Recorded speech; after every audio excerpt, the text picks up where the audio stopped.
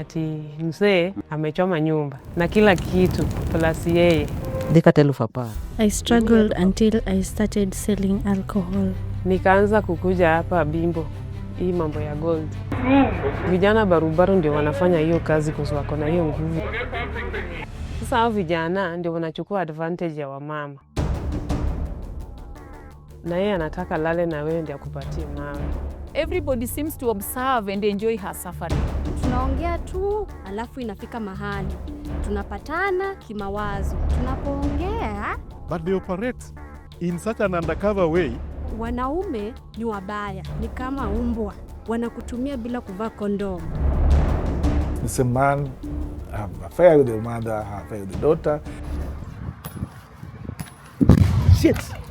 Oh, it gets worse. You're likely to get increase in terms of sexually transmitted infection.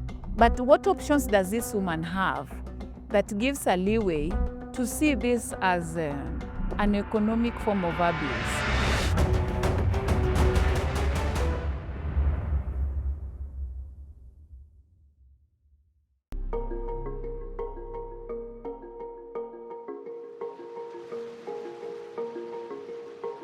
On the northern shores of Lake Victoria, fishing once sustained life in Siaya County. However, pollution, overfishing, and fluctuating water levels have depleted Lake Victoria's natural fish stocks. As a result, floating fish cages now dot the lake, but the high cost of aquaculture has pushed out the very communities that once depended on these waters. With fishing losing its appeal, something shinier is taking its place: artisanal gold mining. Chris Owala of Community Initiative Action Group Kenya describes a landscape dotted with mines across Siaya. Everywhere there's mining. If you go to Bondo, there's mining almost South Sakwa, North Sakwa, Central Sakwa, all those areas mining are happening. If you go to Ariada, East Abimbo is the bedrock of mining.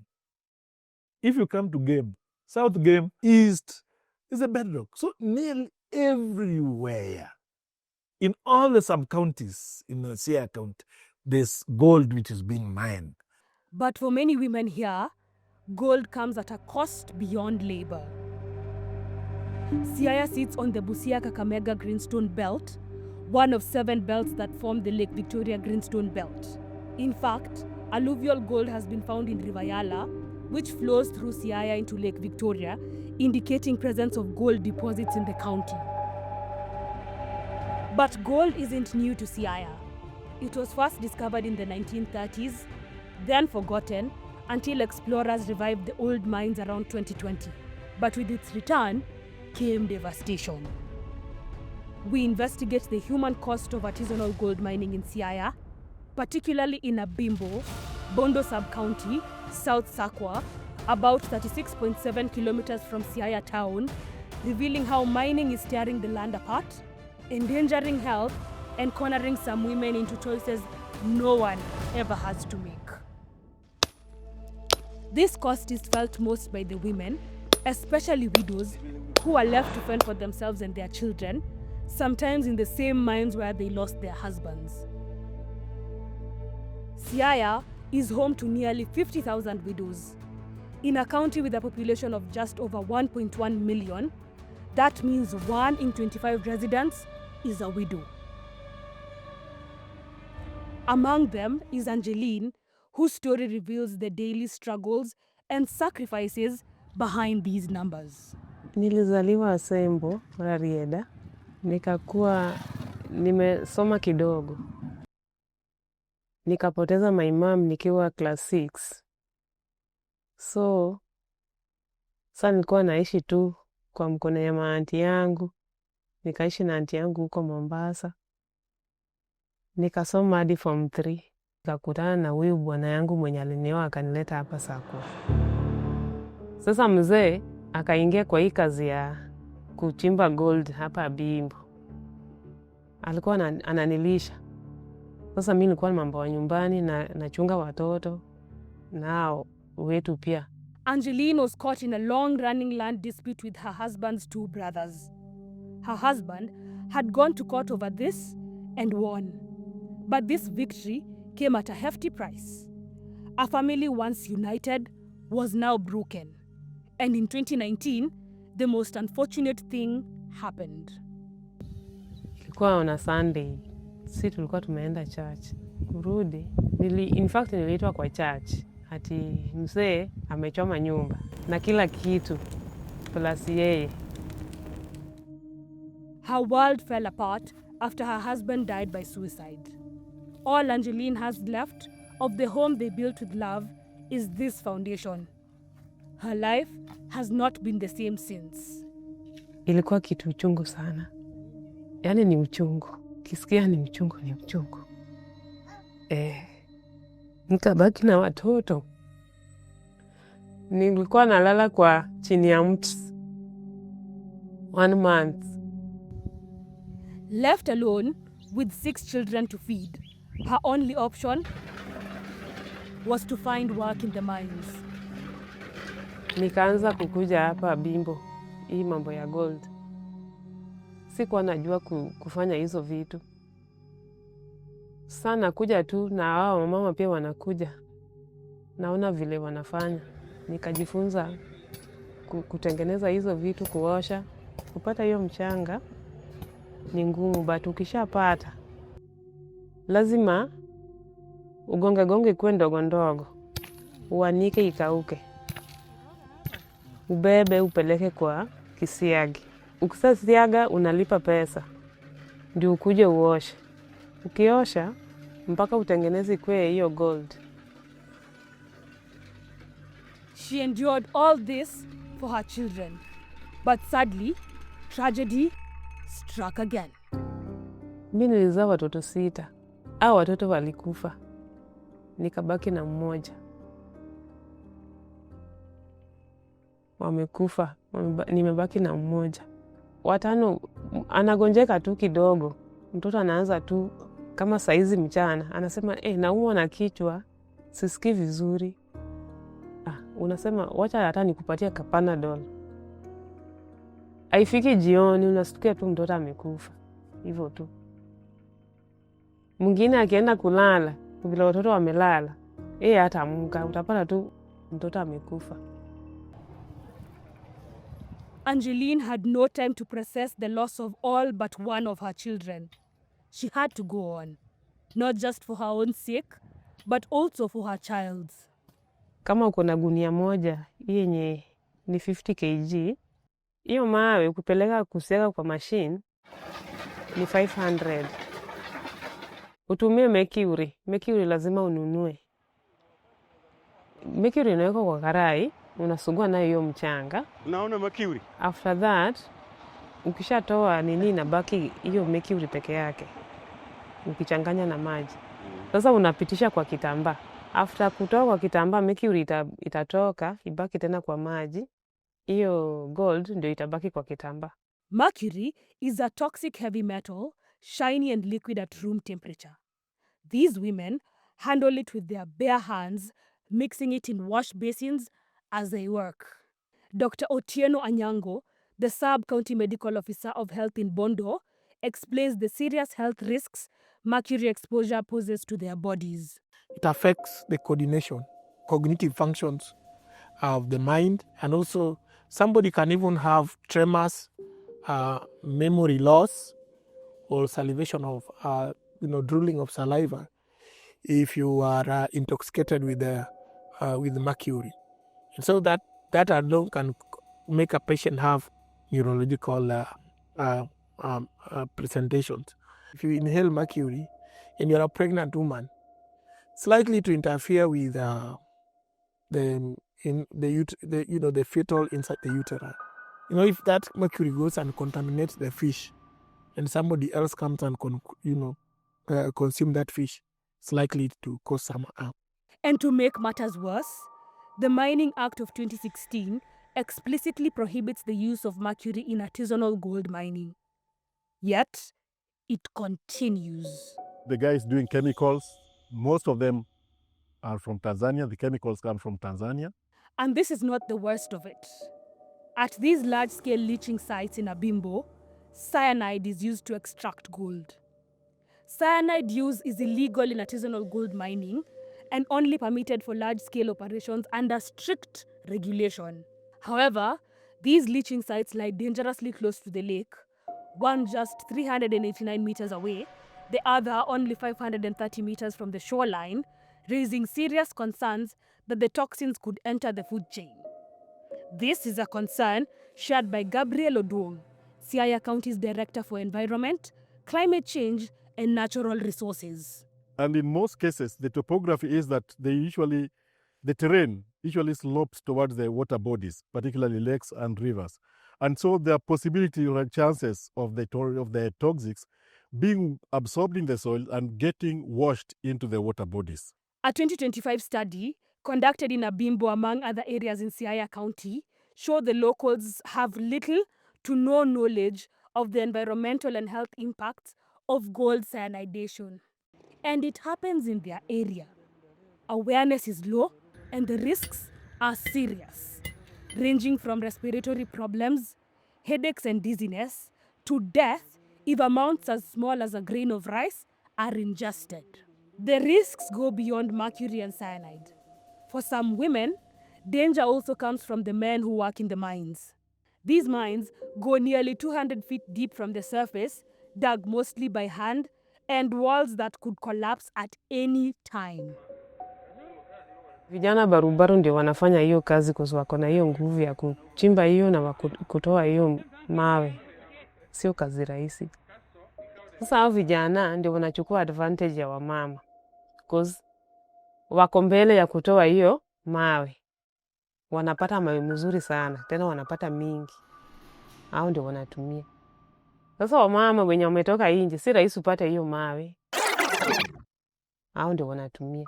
Wanatumia, they use. She says it matter of factly. The sex for gold trade is so normal here, it even has a local name, apinde, understood only by those who live with it.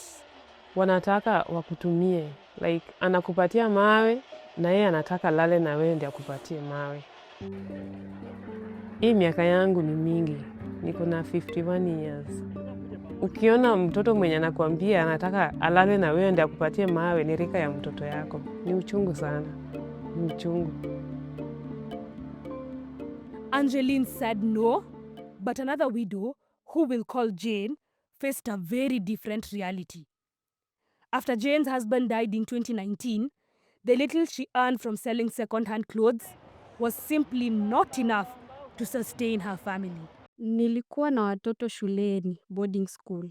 Sa unajua, ukiuza mitumba, utoe shilingi 10,000, hautapata pesa ya kuenda kuchukua zingine. Hapo mwaka wa 2021, niliamua kuswitch to gold, ambapo ilinifanya vizuri mpaka nikalipa karo za shule. While working in the mines, she saw the terrible barter trade happen.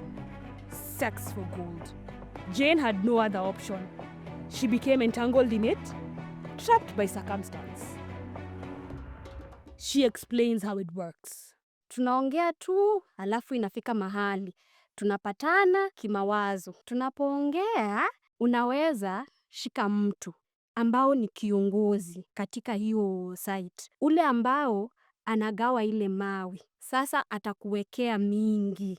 What pushes women to say yes to the men's offer? Unaweza taka mingi, lakini hauna uwezo. Sasa kuna tamaa ambayo inaweza ingia mtu. Upate rafiki yako hapo, labda mwenye punch, ama mtu step kama wewe, ambaye atakuwa na kupatia mawe, hautakuwa na kazi ngumu. Sasa inakuingizia kwenye usherati. What she describes is prostitution, and from the way she describes it, the practice is rampant. Wanaume ni wabaya, ni kama umbwa. Unaona hiyo shimo ya nini? Shimo ya gold. Mara nyingi unapata watu wanatongozana hapo na watu wa ponch, wale ambao wanaingia kuchimba mawe. Hawaogopi. Sasa si unajua umebaki na hao, labda ni nyinyi wawili, ambao mmebaki huko nyuma. Tuseme sasa hii ni shimo, watu wamepangwa hivi na mko huko. Sasa sio hao wengine watatoka wote, mtabaki wawili. Aidha kama sio kwa shimo, kwa hizi vichaka ambazo zina surround hiyo site, ambao wengine kwa lodging. It's not just widows who are getting caught in this web. And how girl child are who leaving school are lured by money by this money. Because remember, those most of the people doing money don't come from there, and they have free money. The mines don't just offer money.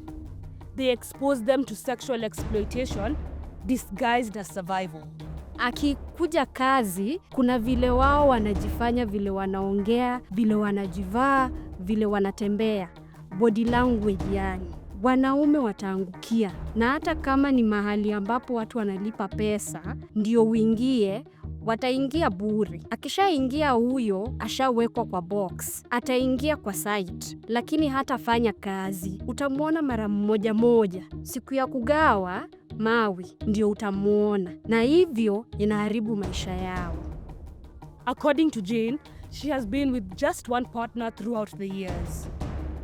Vile tu umezoeana na mtu, vile tu huwezi jichanganya na watu wengi.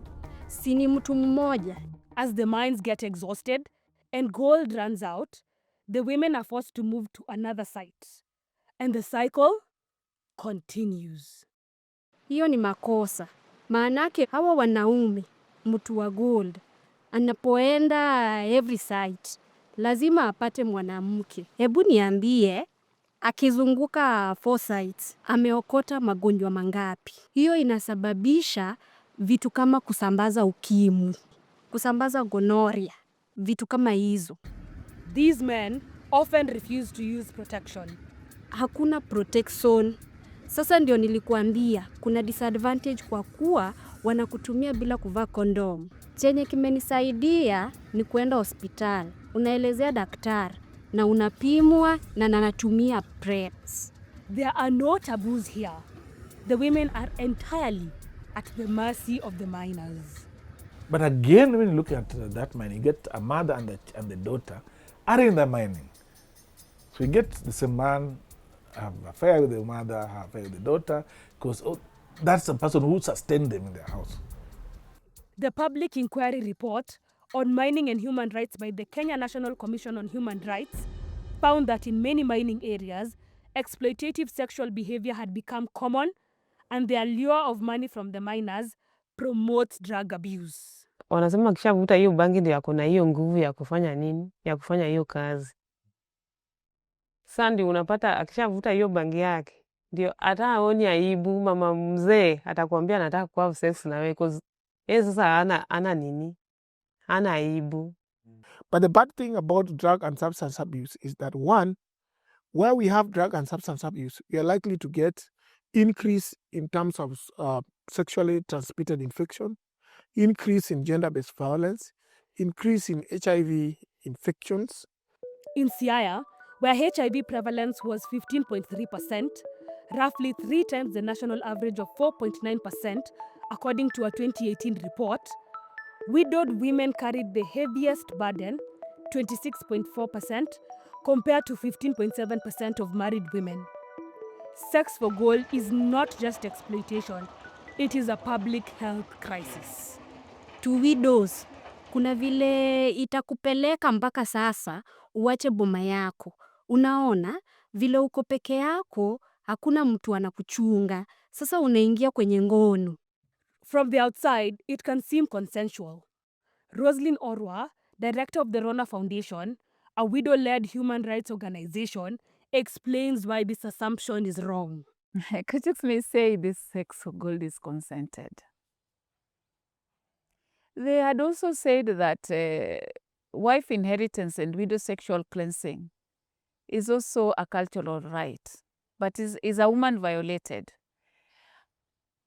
While it is true, it may be consented, but what options does this woman have that gives a leeway to see this as an economic form of abuse? You might be curious about what the men think.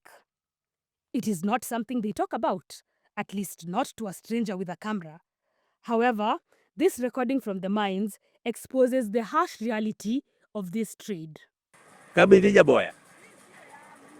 Na jaboya unge. Hata jaboya unge la shiri. Tudishamia ni amalo kama. Oh. Nikech. Poko ito. Dumurun siya kani waro mai. Aha. Kisinas kong ngamo na tomaten. Na kubede idap machi la des. Poken cheese. Kina korengo. Dirirunya kayuae. Mali ni dwaro bembo. En tuma yodot. Kani mangatu bede chiki kigerambe moro. Jebodi temoro be hene. Mana kuruma ko kode boya. Pero malumi. Malumi yani kurumi mali. Dichule pesa. Ini bimi. Mandas bicambo kayo. Mali yani in pum mali. Così totanali che se lui il paparga io gramma tie. Obi de caten paparga ucel dimni cemo. No de prato de biu de gini. Però vino qui tuone e calegi mi nieti yeno.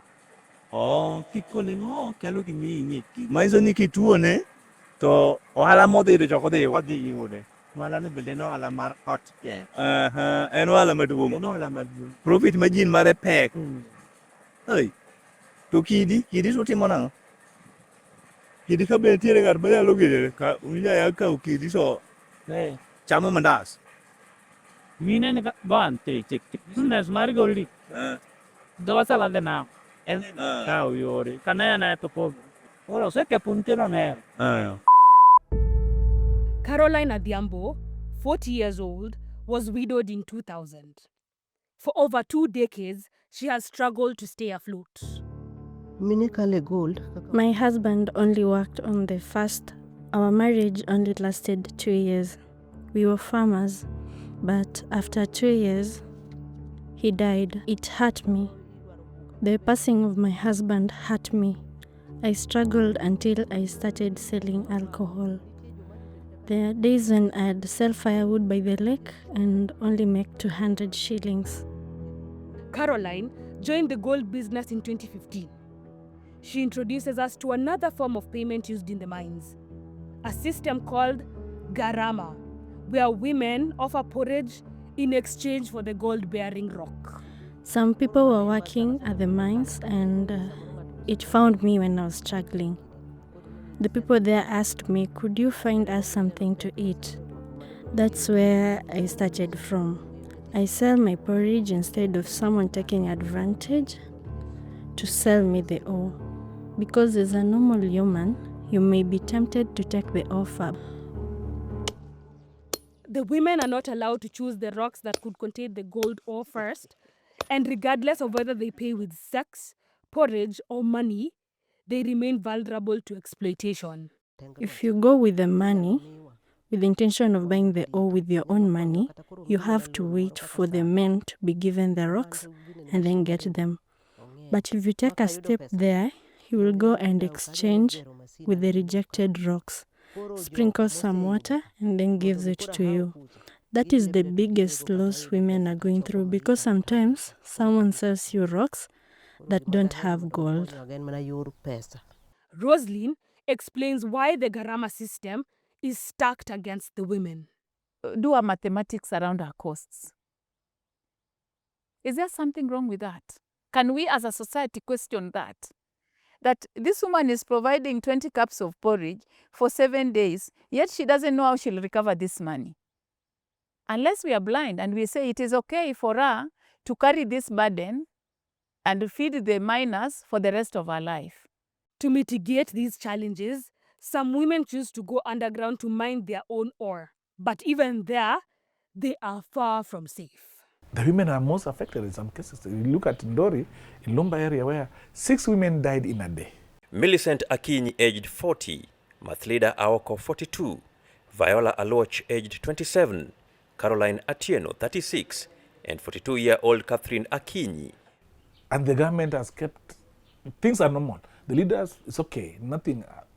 It's like that's just another statistics. These statistics also count men among the casualties. And here, where widows are many, the story becomes painfully clear. The mines took husbands, fathers, and the stability of many homes. In terms of health, one of the things that we've seen is the traumatic accidents and injuries that have happened in the mining sites. When we have the gold mine collapse, either injuring people inside the gold mine or killing them or even having the near misses. Many people have perished in these mines, but one particular incident stands out. The 2021 tragedy where 2 miners were killed and 10 others trapped after a mine caved in. The story of Tomo Kwach, one of the trapped miners, made national headlines, and as Amos, an elder of the community, says, it left the people of Abimbo scarred. Watoto wengine anaogopa mambo ya goldi kwa kulingana na kifo ya Kwach. Kwach anakufa kigafli. Kwach anakufa kwa simu ya kuenda na ya huko. Unafutafuta Kwach mwezi wangapi ya? Bwana Richard. Mwezi wangapi? Abreo. Mwezi wa 7 hivyo. Kufutafuta Kwach. Alafu kupata Kwach kama skeleton. Amos's son was a close friend of Okwach, and losing him was so traumatic that he decided never to return to the mines. When death occurs in these mines, accountability often disappears. There's a conspiracy between the police and the community and the mining site. That when people die, if you process, do a postmortem, there's a possibility that those mining sites will be closed. And some accidents end up being covered up. Gabriel breaks down the challenges of regulating the mines. Not all of them have permits. Actually, a number of them don't. And because of their informal nature, it's so difficult to control them. Today is here. You intercept them and say, no, we want to see a permit for approval of this site.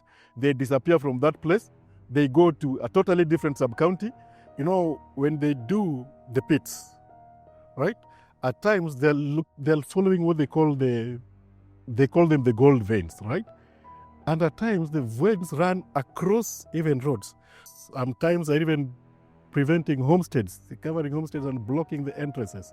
There's this sound that happens where the machine were mining. And what impact are they causing our eardrums? The persons with equipment, some of them from China.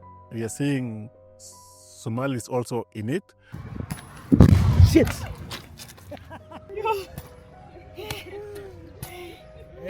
And with the use of explosives comes tremors and destruction of property. Kukaa hapo unasikia. Nyumba unapata cracks. Alafu kama kujenga nyumba ya nguvu na chuma, lakini tafadhali. Lakini nyumba vivyo. Mtu anapata cracks. Hapo zamani, hapa ni msituni kubwa zaidi hapo zamani. One, environmentally speaking, we'd be losing our forests. Because those guys clear trees like nobody's business. The damage is clear, but the bigger question remains. Where does all the gold go? Bondo, where we sell the gold. From Bondo? Mostly I'm told they're in Kisumu. The real landlords who do the purchases. After this, the trail goes cold. The Africa Gold Report by Swiss Aid shows most of Kenya's gold comes from artisanal and small-scale miners, a sector so informal, almost none of its production is captured by state records. A 2022 study estimated that these mines produce about 6.9 tons of gold every year. Kenya is also a major transit hub for gold smuggling from where it's exported. At today's prices, the annual 6.9 tons is worth roughly $931 million. Yet, at the bottom of this wealth chain are women, paid not in money, but in survival, traded one night at a time. which economies of the world, which currencies of the world are actually thriving at the backs of widows. Because the economies that are thriving from gold does not know that the gold mining sector is thriving at the backs and the sexual provision of widows. After everything we've uncovered, it seems only fair that the people involved in extracting this gold would have a way to benefit from it. But now the ultimate beneficiary is the person to whom the gold is being sold, who in most cases I've witnessed are not actually natives of these places. However, these mines operate in a legal grey area.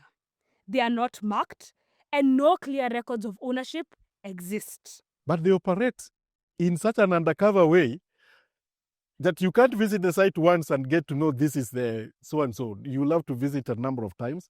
You have to be with the community before you get to see the real person who actually buys.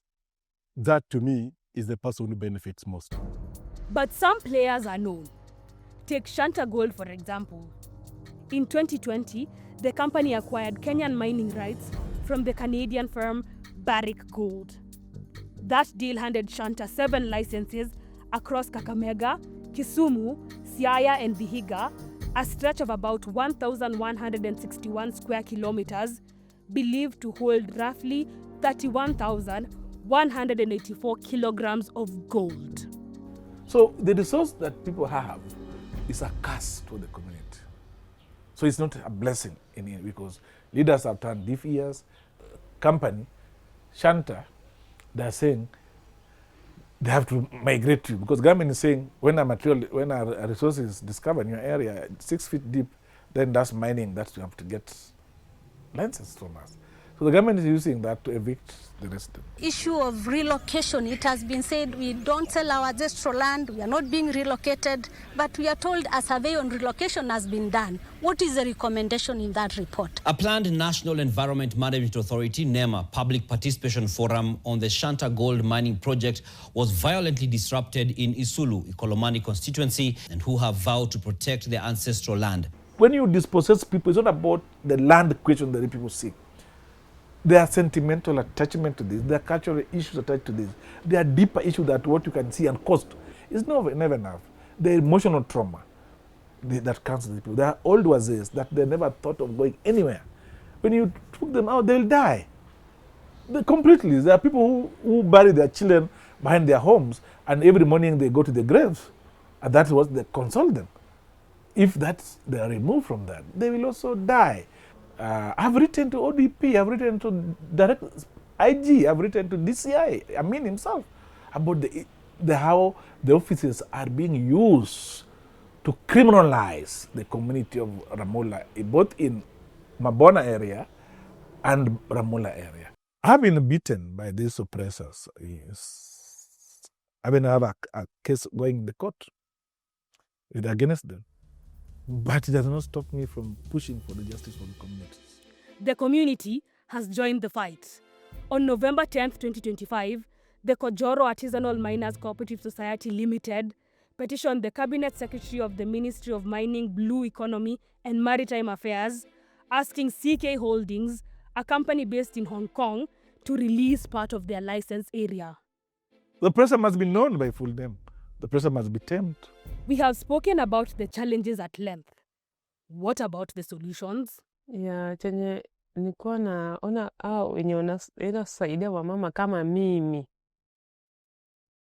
Kama serikali inaweza saidia wamama wapatie kitu kama hata pesa ya kufanya biashara ama pesa. In response to their struggle, the Siaya County government passed the Widow Protection Act on November 13th, 2025, led by efforts by the Rona Foundation and its partners. So we basically transferred a lot of research, a lot of social impact into a framework that would be tangible, and devolution should work for the woman who was most left behind. So this is how this law has been framed. And the widows have been centered of it. And now our prayer is that Siaya County has set up a precedence, a best practice that other counties in the region should be able to look at. It is a hopeful start. But hope alone isn't enough. Not after all the pain and struggle. I think to me it needs collective action. And even when it comes to collective action, there has to be a lead agency. That's the way government operates. In this case, the Department of Mines and Geology, you operate this. It would be good to have consultative meetings, and not just with the government operations, the offices I quoted here, public health, county government, Department of Environment, Department of National Environment Management Authority. As authorities fail to protect miners and their communities, widows live on the edge, waiting for a gentler tomorrow. Mimi nataka nichunge hawa wenye nimebaki nao wasome malize shule. At least maisha yao wasikuwe kama hii yangu yenye napitia. Hata ni kama Mungu ameniongeza masiku, nione hata wajukuu wangu wakikua, yani boma yangu ikue, hiyo generation ikuwe na maisha mzuri, si kama hii yenye napitia. Until change comes, sex for gold remains the unspoken price they pay. You can't define her by suffering and make that her fate. That when you see her, this is her fate. She has to pay for it. She has to suffer for it. Everybody seems to observe and enjoy her suffering. Ninamuuliza Mungu, hadi lini nitakuwa katika hali hii? Mungu, lazima ubadilishe tabia yangu na njia ninayopata kipato changu, kwa sababu nimechoka. Inafika wakati ninachoka na hii kasi na natamani nipumzike, lakini najua siku moja nitapumzika. Najua hivi karibuni sana utarudi, nami nitashuhudia yote. Hiyo nina uhakika nayo.